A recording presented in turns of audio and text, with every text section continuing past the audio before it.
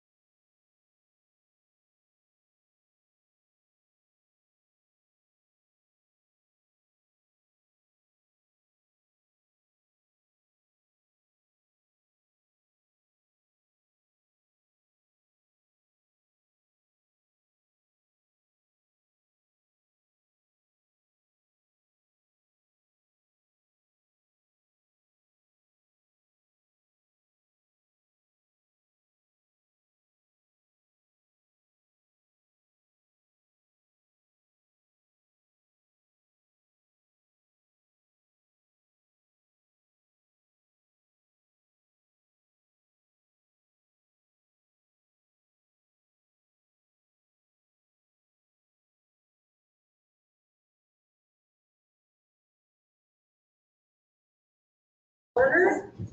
And this is the meeting for the school board for October 21st, 2024. And I'd like to do roll call. Jessica Crosby. Here. Gail Johnson. Here. Tony Corpy. Here. Bruce Raveling. Here.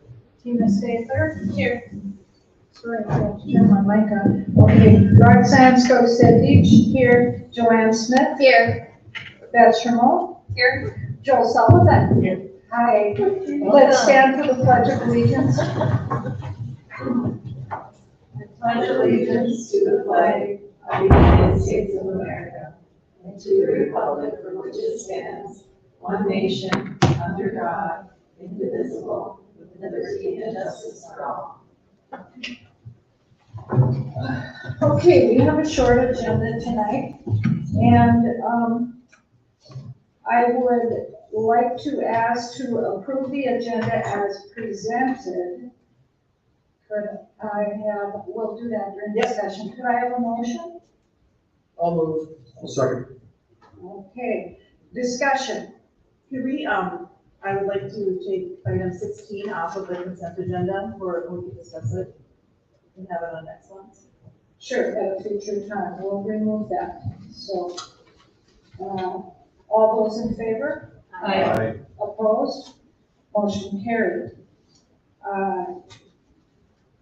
I'm sorry, I better probably clarify the motion, because what we're voting on is to accept all of the agenda items on the consent agenda with the exception of 16 now. So that's what we just voted on, okay? All right, and now we have the open forum. And Elks Student of the Month for September. I would love to introduce our Elk Students of the Month for September. I also have October's here when we're finished with September. Teachers nominate 2 seniors each month for this special award. Nominations are brought to a committee of teachers who do the final selection. Students are chosen for a variety of reasons, all of which exemplify the high standards of the Elks organization. In the spring, the Elks winners will be invited to a banquet where they will be honored and awarded $100. So I'd like to introduce our September winners. First of all, Miss Lola Wade. Lola, come on up here. I will tell you a little bit about Lola. Lola is involved in choir, FHS leadership team, which is a new team that we have developed, hockey, volleyball, and track. When Lola's not in school, she enjoys working. She enjoys reading books, or working out, sorry, not working, working out. Reading books, being outside, and hanging out with friends or family. Her future plans are to attend Moorhead State University to pursue a lab tech degree. One of Lola's teachers, Mrs. Hammers, stated, "Lola is truly one of a kind in all of the best ways. She consistently demonstrates remarkable creativity and originality in her work and any project she is involved in. Her wisdom beyond her years allows her to approach challenges with a thoughtful mindset, inspiring those around her to do the same. Coupled with her drive and deep compassion for others, she makes a positive impact on her school community every day. Lola is a role model and a remarkable young woman." So congratulations to Lola.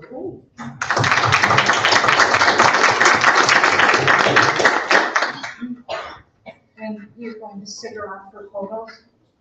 Lola, are you guys going to stick around for photos? Our next September Elks Award winner is Mr. Landon Snyder. Come on up, Landon. Landon really enjoys hockey, golf, knowledge bowl, band, pep band, jazz, CAPE, student council, MHS, and math league. He's a little busy. When he's not in school, he likes to golf with his friends and family. Landon's mostly unsure about what he wants to do for the future, but he's got some ideas. He's thinking about going to college for mechanical engineering or aerospace engineering. Mrs. Hammers had some nice things to say about Landon. Landon is an exceptional student and young man. I'm continually impressed by Landon's unwavering integrity and the respect he shows to both his peers and staff on a daily basis. His strong work ethic, integrity, and character set an example for everyone around him. So congratulations.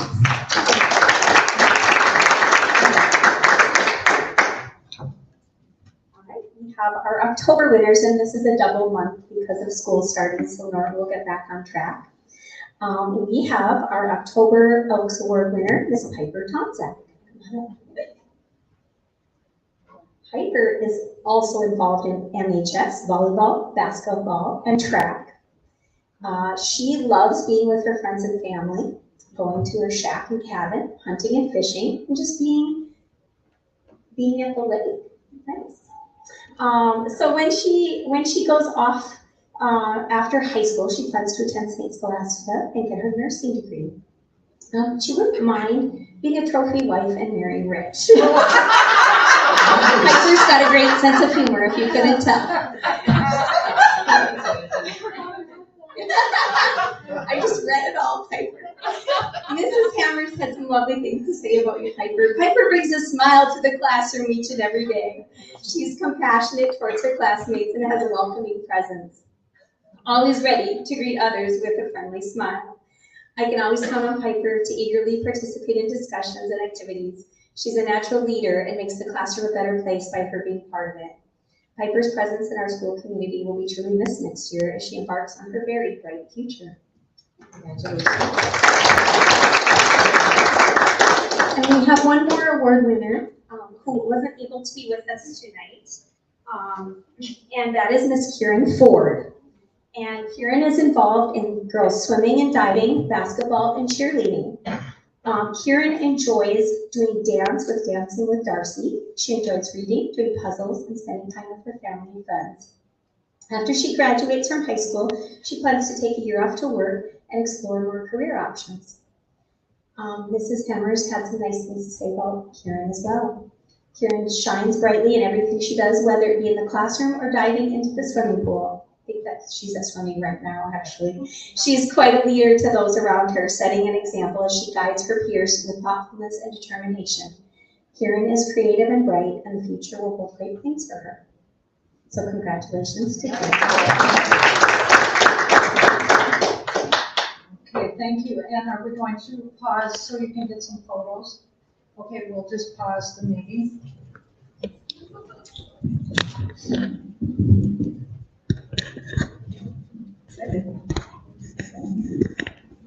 Oh, yeah, turn your mics on, please.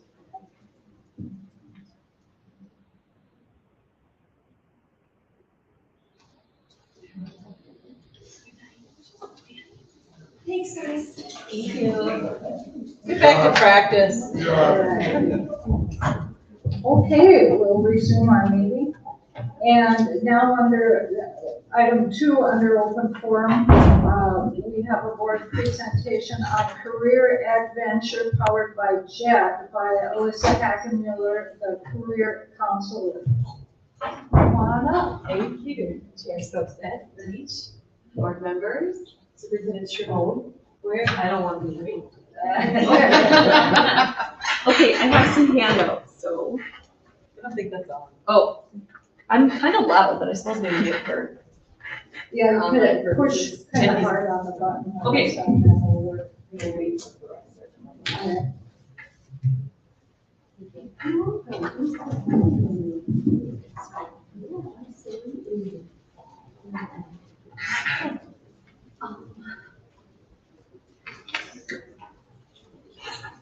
Do I turn the on button? Yep, the round, yeah.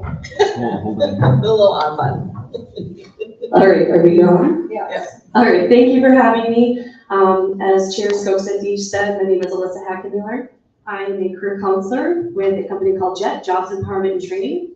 I have been a youth and young adult career counselor for over, well, it'll be 11 years in less than a month. And I am also, JET is a regional employment training provider. We are a federal and state provider serving the 7 counties in northeast Minnesota. And I'm actually our youth program coordinator or program lead, if you will. So I'm really, really well versed in all of the youth career services that our state and federal government can provide our schools. In your packet, you're going to have the youth core programming is the first handout. You also have an example of our marketing flyers that we hand out at schools and to students, the little postcard that's in there. So just as a quick overview of youth services in the US and Minnesota, it's all driven by federal legislation, the Workforce Innovation and Opportunity Act, WIOA, and that governs pretty much all employment and training programs across the United States. And so every state in Minnesota is required to have a career one-stop system. Our version of that used to be Workforce Center. They rebranded to Career Force, a little bit different. They wanted to reach more of like a professional career kind of participant if you were a customer versus just workforce kind of points to more of those entry-level jobs. So they rebranded in hopes that we could reach a greater audience. So that's why we're Career Force now. And so JET is the Workforce Development Authority for Northeast Minnesota. So the state is broken down kind of like voting areas, right? And so there's, depending on your population and other factors, there are workforce development authorities and an employment training agency, which is a local unit of government, is contracted with the federal government and the state to provide these services. So we basically oversee the operation of all Career Force locations in Northeast Minnesota. And then within the Career Force system, you will have different employment and training agencies. So in International Falls, we have AUA, so the Arrowhead Economic and Opportunity Agency, and their partner would be like Arrowhead Transit and Adult Basic Education. So the transit and the adult education are not in the Career Force building or location, but they're all part of that greater system. So for youth services specifically, the federal government, basically tells us that we have to have these services for youth and young adults provided in our region and on a local basis. So what does that mean? That means in International Falls or in Cooch County as a whole, I have core programming, which is what this first section is about. It's governed, like I said, by the WIOA Act, but the state of Minnesota also has their own state, I would say pots of money, right, or state programs. And the two that we currently are receiving are the Minnesota Youth Program and the Youth at Work Program. So these three programs combined together fund all of the services that you see on this cover page. The core youth programming requires that students ages 14 to 24 are eligible and they enroll with me. So I become their career counseling case manager and we work towards training and employment goals. For every student that doesn't have a diploma or a GED, that is the goal number one. First and foremost, we're not going to really work on anything else until you cross that training benchmark off your list, okay? For eligibility, you can see there's a variety of entry points. The two that I'm most focused on right now are truancy and justice-involved youth. That is primarily because I'm also heavily involved in the borderline treatment court. So I serve a lot of youth who come through the system through treatment court, ages 18 to 24. But I'm also involved in Judge Shermone's Juvenile Task Force Initiative. I feel like there's a lot of words there, but I'm like looking there. And we've recently started just trying to be intentional and working with probation and hopefully now with the schools in really reaching those students that are experiencing truancy issues or at risk of dropping out. But also who are on juvenile probation or some kind of diversion program. I really think that right now, those are the students that are in the most need, but I can enroll in any of the categories that are listed here. My enrollment into my program and keeping my numbers up and keeping money flowing to our community requires referrals from community partners. I have a really great relationship with the school. Sometimes I think teachers forget about me, but I'm always bugging them. I'm always in and out of the school.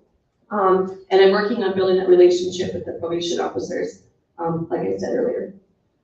In terms of services, so what does that mean? We can provide basic career services. So anybody can come to Career Force, no matter your age, or whether or not you're eligible for core programming, and receive something like job search assistance, resume writing, interviewing practice, doing career assessments and figuring out what's next. Maybe you are in the middle of your career and you want a career change, or maybe you were dislocated. we can help you with just those core, like, basic services. But beyond that, when you are enrolled, we have a ton of money to spend on individuals, especially in the youth world. So financial support services, that's things like gas cards. It's paying for students who have income barriers, paying for their driver's ed, and they're behind the wheel, which is a huge chunk of money. It's helping them buy clothes for an interview or clothes for a new job. Like, let's say they go to Dairy Queen. At Dairy Queen, you have to buy shirts and a visor, and then you need like black pants or nice jeans. And some kids don't have that, especially if you're eligible for my programming. The likelihood that you're going to have the means to do that is pretty slim. So the support services list is really endless. We have like a 20-page manual that outlines all of the different categories that we can help with. But if you think it's a barrier to a student getting to school or getting to work, or a young adult, most likely I can pay for it. Nice to hear. Yeah, right. I know. Like Judge Shimon was always like, "Wait, what? You can do that? You can do that?" Yeah, I can. It's kind of cool. The next piece that's pretty common with my youth that are in high school are paid work experience and internships. So just to give you an idea, in the past few years, I've had a student working he has a disability, and he was working in the IT department with Mike Lacey and Casey. And that went on for a few years until it kind of fizzled out, and that happens. And I think he grew as much as he could, and now we're on to other things, right? We're trying to improve his skills and find him a place in the world of work now that he's graduated. I've also had students work with the maintenance department, and when it's a paid work experience or an internship, I'm paying their wages and covering workers' compensation. So the buy-in that I need from the school is whoever is taking that student on and saying they're going to be their worksite supervisor or their worksite host needs to be committed to the idea that it's a work experience. Often these students are going to fail, and they may need some assistance developing work ethic, problem solving, communication, those kinds of work readiness skills that sometimes are lacking. Like I would say, most employers would call us and they say, "I'll teach anybody how to do any technical skill, but I can't teach them work ethic. I can't teach them problem solving or critical thinking." And that's the core of the work experience program, is to provide those opportunities with a caring and competent adult who can work one-on-one with that student and make that change happen for them. So oftentimes a work experience is basic, and it's just getting them a job somewhere and having that relationship to build those skills. Or it's an internship where they're learning skills. Like for the one that Casey had, he was learning IT technical skills that will hopefully advance him later on in life. So I have a couple of different ways I can work with that. I also do, like, if you are a college student, so I have somebody right now who's been enrolled for a few years, and I'm paying for her last 2 years of her social work program. And as you all probably are aware, social work internships are required for your degree, but nobody wants to pay you, even though it's 40 hours a week. And so I'm going to be paying her wages while she's going to school, because there's no way she's living on her own, she doesn't have anybody to help her. So I'm going to be paying her wages for that internship. Wow. I know, right? That's You know, huge. Big goosebumps. training funding. So when you are graduated from high school, I have funds to pay for post-secondary training. That can be anything from as short as a CNA or a CDL training up to 2 years of some sort of technical program. So I cannot pay for an AA degree, a general ed degree, or prerequisites, but once you're in a program, I can definitely cover that. We pay up to $6,500 a year. It's $210 per credit, plus all those fabulous support services. So common ones are welding, or like any of the trades. And if you think of the trades, you have to buy a toolkit that can cost into the thousands. And we pay for as much of that as we can. And granted, we have limits and caps, but it's still a big help for these students to make sure that finances aren't what's preventing them from reaching their goal and getting that training that then ties to greater wages in the end. The last two, incentives and stipends, are the ones that I'm really focused on right now with truancy and justice involved youth.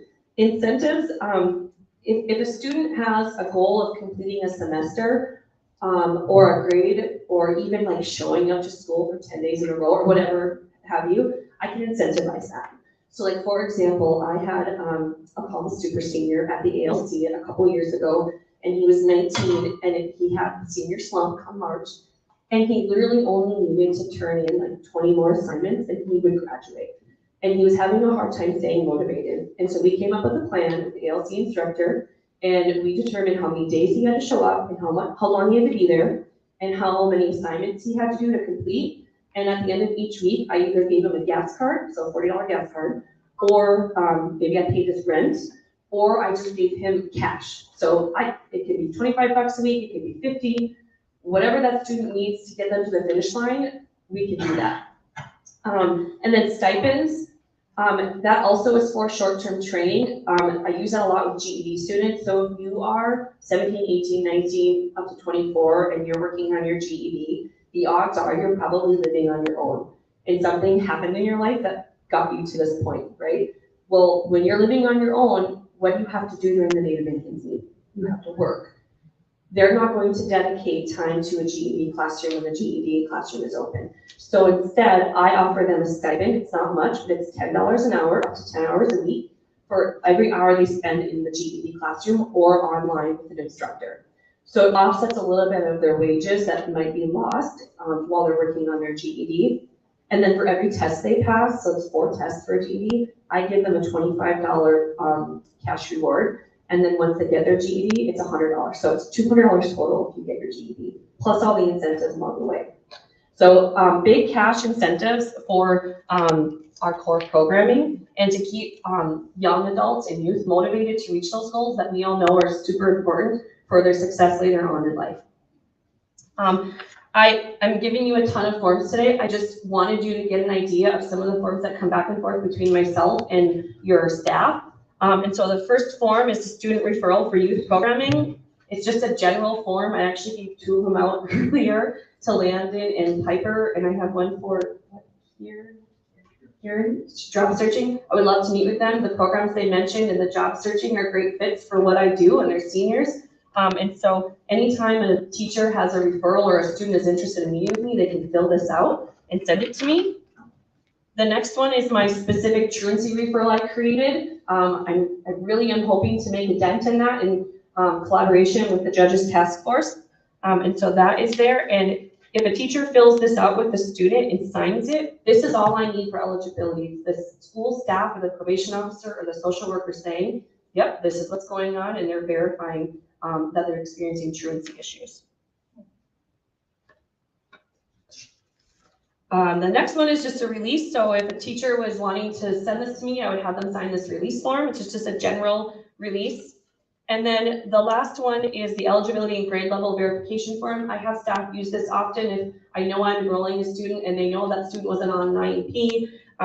They're aware that they meet the definition of the McKinney Mental Homeless Assistance Act, which is identified by schools. They can check these and send them to me, and I can use that for eligibility. So those are some examples of forms for when I am looking at students for core enrollment, when they want to enroll in my program and access those tangible financial services. Any questions? Oh, just kidding. I have one more. I hand this out in the spring, and I actually work with your guidance office to get this on your scholarship list and get it in the announcements. I have a certain number of slots, so to speak, so I can usually do about 5 or 6 new students every fall and pay for their training. So that's this training that I was talking about. So if students are interested and they want to see if they're eligible, this is the information flyer, and then the intake flyer comes after that. Okay, I'll recognize questions. Joanne, do you have any? The scholarship opportunities, is that only for the 14 to 24 age, not any older? Yeah, so what I'm talking about today is just our youth and young adult program. We do have programs for adults and dislocated workers. So if you're 18 or up and low income, single parents, justice involved, no GED, you pretty much fit eligibility for our adult core programming, or if you find yourself laid off due to no fault of your own, you dislocated worker. And the services are very similar, with the exception of stipends and incentives. Those are youth-specific services. I just want to say thank you for this. I love it. I think that we're kind of catching them when they're walking out the door versus them sliding through some way. So I really love this. Yeah, you're welcome. Great information. I'm just curious how many students you're talking about. Oh my goodness. That's a really good question. And I have no idea off the top of my head. I know I usually have about 6 to 8 in classroom training that I'm funding on any given year. So that's they're going to college or doing a CDL or something. Right now, I have 2 GED students. I just got another referral from probation, so maybe 3. I have about 8 work experience students. So I serve all the schools in the county, and it's my goal to have, depending on funds, 1 to 2 work experience students in each school. So between Little Fork, North Home, and Falls. And then I also will be meeting with at the ALC. I can't give you a hard and fast number because not all my students that I work with are enrolled in core programming, if that makes sense. And I'm going to talk about that next. That's the outreach to schools. Okay, we'll finish the question first. I just want to say so much thanks because. Yeah. But from here forward, I'm going to refer to you as the safety net. Yeah, right? Yeah. Tina? I guess the only question I would have is, do kids have to qualify like for certain income base of family? No, income is just one like area. So we can look at them in other ways. So if you are homeless or foster care, we consider you low income. If you have a disability, a student has a disability, we don't count family income at all. And so it gets tricky because each of those 3 areas, like the federal program and the 2 state programs, they have a little bit different eligibility. And so usually if the school has a youth that they're like, they can really use their services, there's a reason why, and I can find a way to fit them in. Thank you. Very Yeah, you're welcome. Jessica? That was my question. Perfect. I have one. I always have the chair last for questions, but when I heard you say anyone for 14 and up, that's for resumes and job search and that kind of thing? Yep. Truly, the word anyone? Anyone? You don't have to qualify at all for that. No, in fact, that's what we're talking about next. Okay, go ahead. Awesome. Okay, so the next cover page is outreach to schools. So through the state program, specifically the Minnesota Youth Program, we are required as a workforce development agency who receives that funding to provide what's called outreach to schools. And so simply put, it's me providing individual services and group or classroom services to any school or student that needs it in Cushing County. We also do this for adults, so like any adult could walk in the career force and get help with any of these things. So just a quick summary of what's in this packet. I have a student request for services form. I have a summary of services form. So once the student, just realizing my copy is not correct. Is your copy correct? Oh yeah, okay, well that's good. So the student request for services form, I actually work with the teacher who calls me, or the staff, usually it's teachers, but some other staff sometimes get in touch with me, and they say, so-and-so is interested in meeting with you to do a resume for a scholarship, or helping even just apply for scholarships this time of year, or maybe they don't know how to do a college application, and they don't know how to do their financial aid. I get a lot of those phone calls. I have them fill out this form. It helps me keep track of my numbers. It keeps me accountable. It keeps just everything organized. This is a system that I created when Tammy Riley and I first came on board 10 years ago with previous administration. We approached them about coming into the schools and being more intentional with how we're providing services and having a referral system. And this is what we came up with. These forms are all fillable, by the way, so I can just send them via email and they can return them, and it's super slick. When I get a form like this back, I usually am meeting with the student on site during an open hour or like a non-core elective. That's been like our rule since day one, or we're meeting after school, and your administrative ladies, your front desk ladies are fabulous. They always find me a spot. So I work with them when I know I'm coming to school and we find space, and sometimes it's in the classroom. If it's a small, like Maria Kalman always has me in her classroom, and we work in there a lot together with students, or I use like room 1, 2, 3, or the conference room in the offices. So I always find space for that. And then when I get that form, we set up a time, I find space, I contact the parent, I call them, and I just say, hey, your son or daughter is interested in meeting with me, are you okay with that? I don't think I've ever had somebody say no. And then I just document that on the form, so we're all covered. And then I have the next page is that summary of services form. And some students opt out of it, parents opt out of it, they just trust that things are, I'll call if I need something. But I don't know if World's Best Workforce is still a thing. This is when we created this to help the school just document some of the career services that your students were receiving. And so I can electronically copy the school on the summary of services form, so you know like when I was here and what we did, which I think is a really great accountability piece too. And then the next form is the classroom request for services. So for example, I have Mrs. Staples is having me come in November and December to do one session of career exploration, like career assessments, and one session of job searching, like how do you find work in Minnesota or even I Falls, and what does that entail? So I'm going to do that for her seniors this year in November and December. And I've done a variety of these. So if you flip to that last page, it's our presentation menu. We have a ton of topics we can present on. And the ones I get asked for most often are 2-in-8 trades. We have a committee dedicated to that, and we have a website called 2-in-8trades.com. If you haven't looked at it, I highly encourage you to go there. All the information you need about apprenticeships and trade programs in Minnesota are included on that website. And then we have staff who travel to give these presentations and talk about like what is an apprenticeship or different things surrounding the trades. And they also can bring industry speakers into classrooms. So I think last year I had somebody, I think it was from the Carpenter Union, come in and speak to Mr. Olson's class. And so we have really close connections with the unions and across the region, and they're willing to travel and come speak to pretty much any class if there's an interest. So we coordinate all of that. I get asked for resume writing, and then like the reality check tool and budgeting. I do this a lot, it's one of my favorites, where we do some career exploration, the students start seeing, oh, what jobs might be good for me, and then we start talking about, let's start looking at the wages and salary information for those jobs. And so they're like, they have no idea, right? Like what's important in a salary.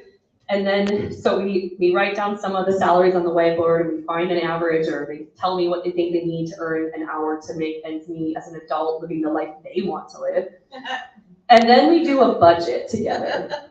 And on the whiteboard or wherever board we talk about like just even in Little International Falls, what does it cost as a single young adult to rent, pay utilities, have a car, have maybe one streaming service, an internet and a phone, just the basics, right? As an individual, no kids.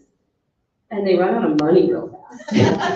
And then we start talking about things like tattoos and concerts and hunting and fishing and like all the things that are super fun for them and that they envision for their life as an adult. And they start realizing, oh, I need a job that's going to pay for the life that I want to live. So the message is, I want you to find a job that aligns with your interests and your skills, but also that's going to afford you the life you want to live. And that's going to look different for everybody. And so we talk about that in that presentation, and it's usually pretty well received. And then they have some starting point, like, okay, I'm looking at all these jobs, you're telling me to look at wages or potential earnings. What does that mean? They have a base point for that, right? So I don't want them to pick an occupation where they are going to like not have money, or maybe it's a dying occupation. You look at growth and demand as well. Like, don't pick something you're going to spend all this time and energy and effort into, and then not be able to find work on the back end. So those are what I do most often. And so again, just referring back to the cover page, I do those usually during class time, a non-core elective open hour, if you are all okay with that. I think that's one thing that Superintendent Shimon and I talked about briefly before coming here is that has always been how we have rolled, and we will continue to do that. Or if you have other directives, just let me know. One barrier, if I may, that's usually pretty well taken care of by your awesome IT department is emails and career websites are blocked often. And so if I can't get an email to a student or a teacher or vice versa, we figure it out. Casey helps, it's great, but that is a barrier that happens sometimes. And then I'm here the first Tuesday of each month, and then the third Tuesday of the month at the LC. That's my schedule for the year. And I just fill up the days, 1st through 7th hour. Great. Let's start on this end for my questions. You have any questions? Do you feel that the staff here knows well enough about you to get you to the students? Yeah, so like Mrs. Hammers, I do resumes for her, quite a bit. And Mrs. Staples uses me a lot in English, right? I use me a lot for that. If I have something like burning that I want to do, usually I call Mr. Stamper. Like, hey, can I get into your class? I know you got the whole section of a grade usually, right? And then Mrs. Kalman is awesome.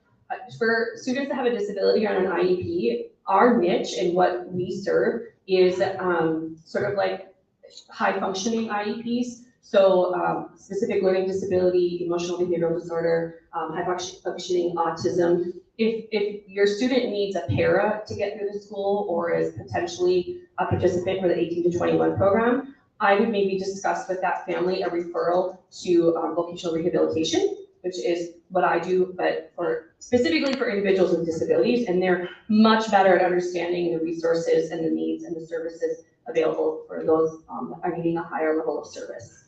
So to answer your question, I'd say yes and no. I have my core like champion teachers, I would say. I really want to get into like the truancy stuff, and I think the task force will probably help with that. Absolutely.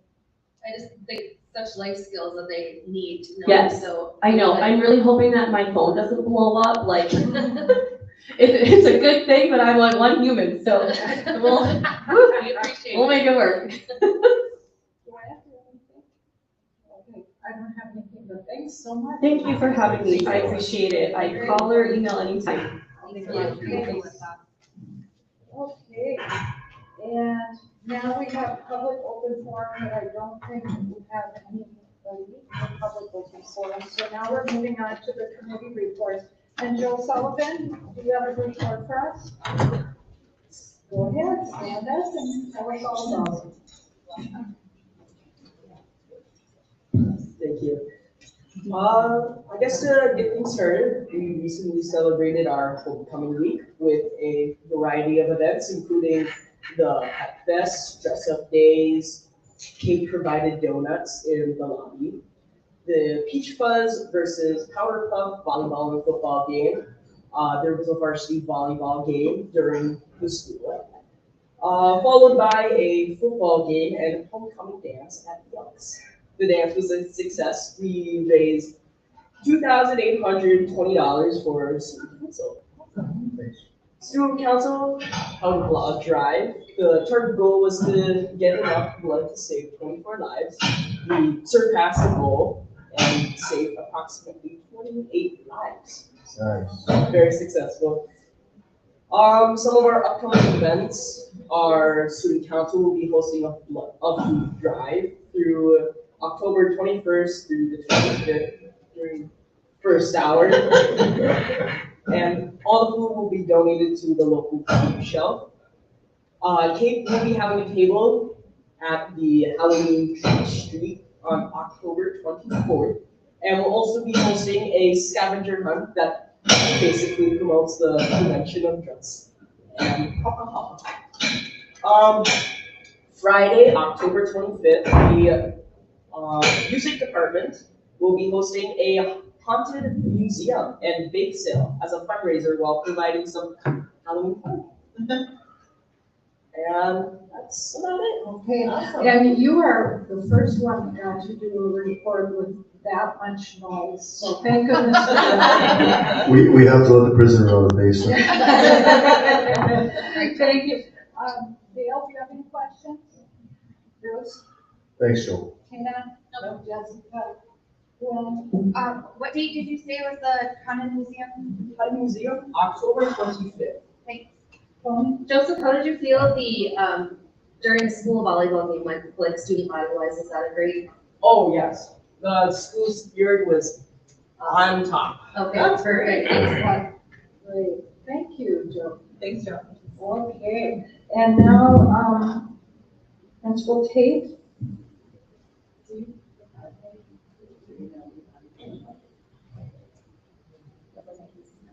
I'll just read to you guys. Do you want a microphone? Sure.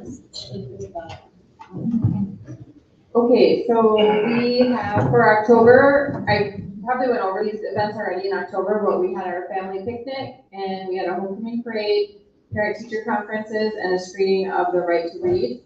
Our family picnic went over very well. It was very well attended again, and we had a lot of positive compliments about the Bronco football boosters being there. It just kind of added another element, and those football players, then they engaged in the activities with the kids when they weren't serving food. So that was really positive, and we'd like to have them there. So our homecoming parade went really well. It went really smoothly. No issues there. Parent-teacher conferences were well attended. And then unfortunately, we didn't have any parents come to our speaking of right to read, so maybe we'll offer another one. It was on the same night as parent-teacher conferences, so maybe hard time to choose, or maybe it's just not an interesting little movie, but I think it's great. In November, we have our literacy night and book fair coming up. Normally we do that in the spring, but we moved that to the fall this year just because there's so many things happening in the spring. We thought we would see how that goes. So we're still currently looking for a few sponsorships to help us support the cost of books for each of the students. Last year when they came, we were able to give each student and family a goodie bag that included a book, and then some informational packets about how to help your kids with reading at home, and some stickers, just little tidbits like that. PCA has graciously offered to donate $1,000 to the event for the purchase of books for families, but I anticipate the cost probably to be around $2,500 to $3,000. So we're still looking for a few sponsors to help us support that. I reached out to a few places. We'll see what happens there. Academic updates, we, at the end of October, just completed our K through 5 data meetings, or at the end of September, sorry. So our interventions have started, and we continue each year to refine our MTSS model based on the data we received from our fast search screener and our diagnostic assessments. This year we went with the core survey for our diagnostic assessment, and the results from the core survey that we got, I was really pleased with. They really aligned to our fast search screening information, so that affirms we're on the right track. And one thing I will also say that we found when looking at our data from the previous year, last year across the board in grades 2 through 5, we started in first grade a little bit late intentionally. We did partner reading with paragraph shrinking as a class-wide intervention, and we went back and looked at the data from the previous year, each grade, like 3rd, 4th, 5th, and 6th. And I will tell you, like, you can see the kids, the majority of our kids, they really climbed last year. And so that just really reinforces that what we did, putting them in that text and doing that intervention pretty religiously really helped. You could even see like the summer slide when kids were not reading. But I mean, some of the kids from the years before, they would grow like a little bit, but it was like a definite really big jump. So that was nice to see, and I shared that with all teachers during our data meeting. So it's nice to reinforce some of the things that we have done that have worked and made a difference. So our data meetings will continue to run every 6 weeks. Our next data meeting will occur in December, because that's when we'll do our next screening in December, so we can hit the ground running again in January. So we're continuing to work on organizing our book room to give staff access to decodable text for students to practice with as they learn different phonics patterns.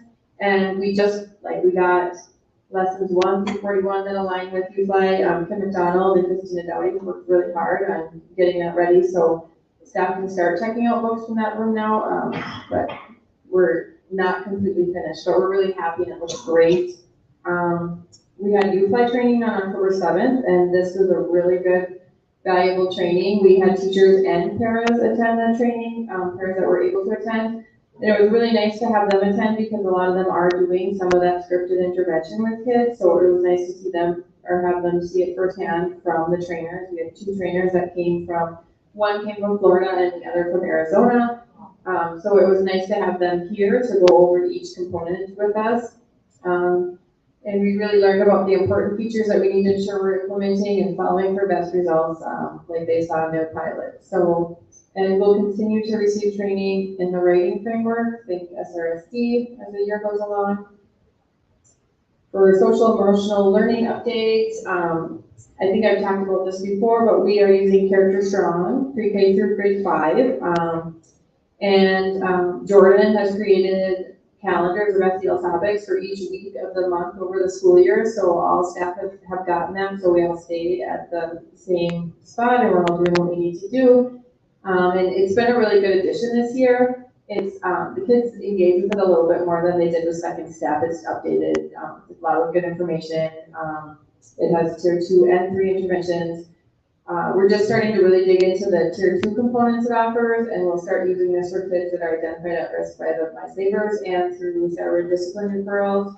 And then we've also found that they have some consistent restorative practices throughout their materials for both tier 2 and 3. So we'll begin to incorporate them as we process student discipline with our students. Just kind of they've got some written forms that we can go through with our kids, and just some visuals that we can go through and process some of those restorative practices with them when they are having a hard time making good choices. So we also have established a building team for PBIS and a building team for our FBS leadership team, and we will have our first meeting in October. Any questions for me? Rose? Sorry. Tina? Jessica? I have one, just a reminder that, I think one of our goals this year for, school board meetings, to try to help those who are listening in on Zoom or those who attend that are parents and stuff, to help them understand some of the, verbiage that we use. So would you mind just explaining tier 1 to, you don't go into detail, but say, what do you mean when you say tier 1 to 3? Well, just tier 1 is like the whole, everybody gets tier 1, right? And tier 2 are kids maybe that are flagged, maybe as being at risk on our MySavers assessment that we do. That's like an SEL assessment for younger. For reading only? No, we do it for academics and social emotional. I guess I was just going back to, I was just talking about social emotional. So that's what tier 1 and 2 and 3, like 3 would be, they need more intense assistance. Maybe if we're talking about social emotional, maybe they're getting more discipline referrals than the other students. For tier 1, 2, and 3, for academics, it's really kind of the same thing, like tier 1, everybody gets tier 1. We have in our multi-tiered systems of support, and that's really just the framework, like the umbrella of how we operate at Falls Elementary School, and that we, K through 2, we actually are differentiating right across our core curriculum in tier 1. So we've taken our diagnostic assessments and really place kids where they need to be so that we can target those needs right across the core curriculum. And then they get, actually, we have small groups then, and we have title staff that are pushing into K through 2 classrooms, and we call that tier 2, because it's like another dose of instruction that those kids get. And in K2, we can get to really small groups, so we have that title staff going in there to help push in. And then tier 3 is oftentimes special education, but not always the such special education students, but those students that need that extra intervention. And then I would call our win time probably tier 3, because that's like another dose that we have for our kids. And again, they're traveling in their same groups. And then tier 3, we're able to get to even smaller group for kids who need really intense interventions. Thank you. Okay, and now we have Principal Wes. Thank you. So at Wells High School, we held our parent-teacher conferences the evening of October 7th and October 9th. They were beautiful evenings. We served coffee and cookies to any of the parents that came in and students. Our turnout was about average. It wasn't as high as we wanted it to be, but we had a nice number of parents here. We've talked about ways going forward. How can we get more parents to attend? So we're currently brainstorming, should we do some more scheduling? Should we, what can we offer? So right now that's our teacher leadership team is working on. As Joseph stated, we had a wonderfully successful homecoming week. Staff had a lot of fun participating as well. We enjoyed all the great traditions of the past, but by having the varsity volleyball game during the school day, that was something new. We didn't know how it would go, but we all felt it was tremendously successful. So we are actually looking forward to holding more events like this in the future. So, our teacher leadership team has been meeting. We meet twice a month, and we have been just really brainstorming some great ideas right now. We're working on a plan to roll out the new Alice safety protocols to our students. And our team just really had some great suggestions. They thought it would be a great idea for Mrs. Sherman and I to hold class meetings with each grade level. And really just do a presentation, go over questions, and in that way, when they go into their classrooms with their teachers, then they have a little bit of context, and then the teachers have them practice and talk about the different protocols. They have a better understanding. So we're going to do that in November. We've also been talking about some ideas for future programming, and so listening to Alyssa tonight was really exciting for me because we really, as a staff, we want more career exploration courses because when kids have passion and purpose, when they feel like they have a direction, it can really light them up in terms of how they do all around in school. So we want to definitely add more, and we have a lot of great ideas coming. That is very exciting. We're actively exploring work-based learning programs. We've gone to a group of teachers, and I went to a training with the PINS True North Stars group down in Virginia. And so we're getting a lot of advice and guidance on how to get started. And they have a wonderful kind of program mapped out. They'll guide us through. They said start small. So there's a lot of enthusiasm for starting a work-based learning program. And when they talk about work-based learning, it's really holding a class, which is called the seminar, which is teaching those skills, soft skills we call them, right? How do you show up for work, and what are important skills in the workplace? So you have a teacher doing a seminar class, and then that same teacher is a director and has reached out to industry partners in the community and set up opportunities for kids to go out during the day, work perhaps for a couple of hours, and also have that be a learning opportunity. Kids are paid, they learn some great skills, they can even get some certifications depending upon the work environment. And it can really lead them to a great place in their future. So that's, we're exploring that right now, we're very excited about it. And then also looking at more career and technical education opportunities, so woodworking and welding and all the different opportunities that we know the trades have to offer. We used to have programs like that where kids left for half the day and worked when we were in school.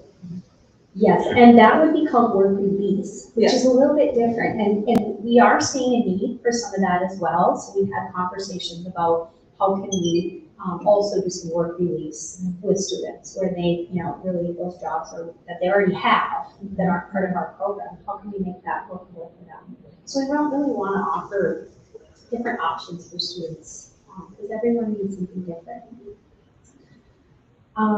We are working on making some changes to our special education department in consultation with the Northern Learning Center in partnership with them. And this just includes some work on having teachers specialize in some different areas. And we believe this will have a greater impact on student learning and success. It's a process. It's not something we're jumping into and just doing tomorrow, but we're just having meetings and discussions and planning. And the team is really on board with it and excited. They're nervous because it's learning something new and different, but Northern Learning Center is really offering some great resources for that process. So our data team, our high school data team meets weekly, and we meet for an hour and we analyze students who need additional support. We look at attendance, we look at behaviors, we look at course performance, we look at teacher referrals, we look at maybe some things that are happening at home or just some other factors that we don't have control of. And we really collaborate with each other as a team, and then we reach out to parents, we reach out to teachers, we reach out to whatever resources we feel would be helpful for those students. And then we implement a plan. And then we always do a 30-day review. So in 30 days, we check back. Okay, how is that working? We check, is this helping the student be successful? Are they moving forward? And we document all of that so we can follow along. We are wrapping up our fast bridge testing assessment, so we'll also look at that data and use that to help us do some interventions with students. Our teachers have started work on their professional growth plans, and their plans involve high-impact instructional strategies. And then some of our specialist teachers have created their own according to their unique subject areas. For example, the art teacher, she'll be doing one that's more in line with her subject matter. I'm really looking forward to this. It's going to be good work and just really, I guess, refining our instructional practices, taking a look at how we teach, and if we can, make some adjustments to that to help our students achieve more. Our special education teachers and our English language, second, is it ELA, not ELA? It's, yes, I always get that acronym mixed up. That would be Senior Christensen. They're working on reading instruction training called CORE, which is a part of the READ Act requirement. So they're doing that for their professional growth, which I believe the READ Act will be having some requirements for the high school next year. So we'll be watching that closely. In terms of our overall numbers, we lost some students and gained some students, but right now we're at +1. So we have a total of 513 students overall. Great. We'll start with Tina. Do you have any questions? Jessica? Okay, I have a couple of things. For anyone listening, in case you've forgotten, Alice training, is there a general term that you're using? It's safety training? I've got some of my presentations Okay. today, I'm gonna talk about Alice this evening. Okay, good. And the Northland Learning Center that's providing, or that you're starting to talk with, is that all levels of special ed students, or is it a specific level, just like Alyssa had, said there were certain levels? Well, right now we are just focusing on our 6 through 12 programming here at the high school. I meant what level of special ed, like the students that needed more intense special ed, or not, like more like EBD and LD? It would be all of them. Okay. Yep. Okay. And then I meant to say ESL, not ELS, so sorry. And the last thing is, in terms of the professional growth programming, are you calling it QCOM now still, or what are you calling it? Yes. Okay, so for that you discussed, you said the art teachers were doing a more specific towards their or what they teach. What about the special ed teachers?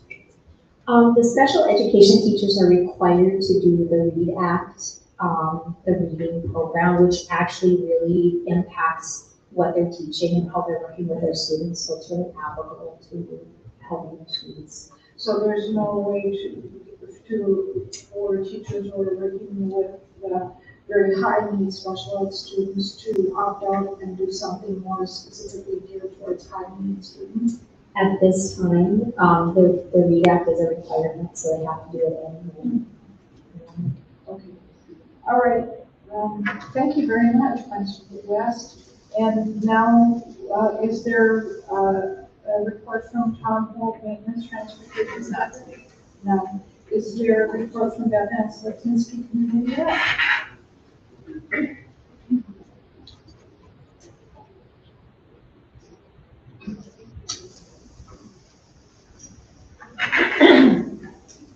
Thursday, we will be having our haunted holidays, and we have 17 tables signed up for it this year. We start down by the pool area, and they go through the industrial hallway in front of the cafeteria and end at the lobby. And our goal was to get 15 tables, and so 17 exceeded our goal. We have a sourdough class coming up. We had a lady reach out, she did the class on Milford. They have a new community ed coordinator in Milford, and so her and I have kind of tried to coordinate our classes together, and it seems to be working really well. We coordinated our firearm safety, we coordinated our ATV classes so that we could actually offer 2 dates closer together. So if somebody in Little Fork couldn't do her date, then they could come to ours and vice versa. It helps the DNR when we do that stuff. So we have a sourdough class coming up October 29th. And we have enough signed up to have the class. I was worried about that, but we have enough to go ahead with the class. PAS is going well, and the pool is going just fine. Elementary is starting to pick up and want pool parties during the day. It's very tricky when 2 teachers want to have a class together because for our insurance and licensure for lifeguards, we can only have 25 kids per lifeguard.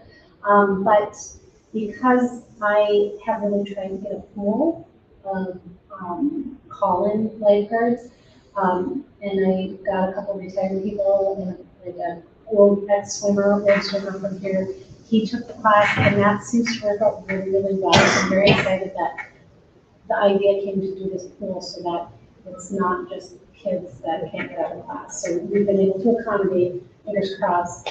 Tim Ringhofer and I are working on trying to get a site manager here for the evenings. We would like to open up the gym, we'd like to open up the weight room.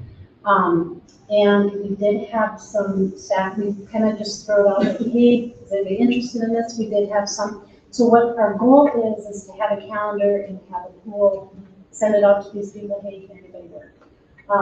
One thing though is that the wages, I heard, some of the feedback I heard was the wage is pretty low. So Tim and I talked today, the wage is $16.23 an hour to be a community ed activity worker, which this is what it would fall under. But Tim and I talked about how sports get paid when you work with a football game and you work a ticket taker or a ticket seller or whatever. So I will be coming back to you probably next month to see if we can add that to our at-will policy. Our at-will policy was updated January of 2022. And to kind of come with a better wage. We figure it's about 2 hours if they would work in the evening, and so maybe having just a flat rate instead of an hourly rate would work a little bit better than we do for the activities that other staff work. So that will be coming your way. I was pleased with the feedback that we got with the site manager. I think it's really important. So we keep the building open, and then it lessens the janitors. They don't have to open up a door or, because we do have booster clubs that use the school too. That would be something where if we have somebody here, they can open the door, they can make sure the window's shut, they can make sure that the door is locked after that person leaves. So it's a pretty light duty, but we really think it's important to start getting our school open more. I will be leaving for a conference tomorrow after work. Angela is attending, we're going to Duluth, and she's going to attend some adults with disabilities programming, and I will be attending some general community ed. I'm going to try to focus on some youth stuff so that we can, that's a goal, is to get our youth program into a community ed up and running. And that's it.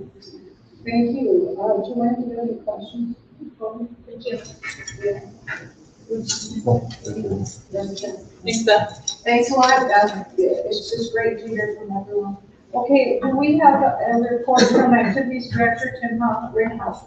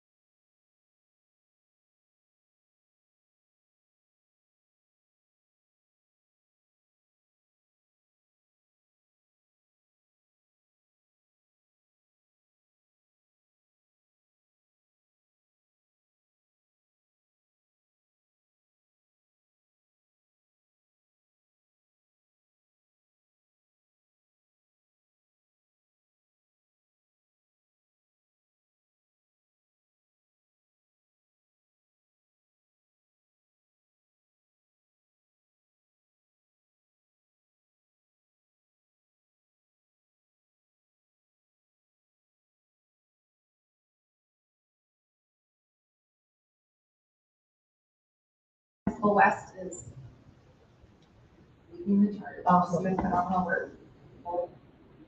Both schools really. Good.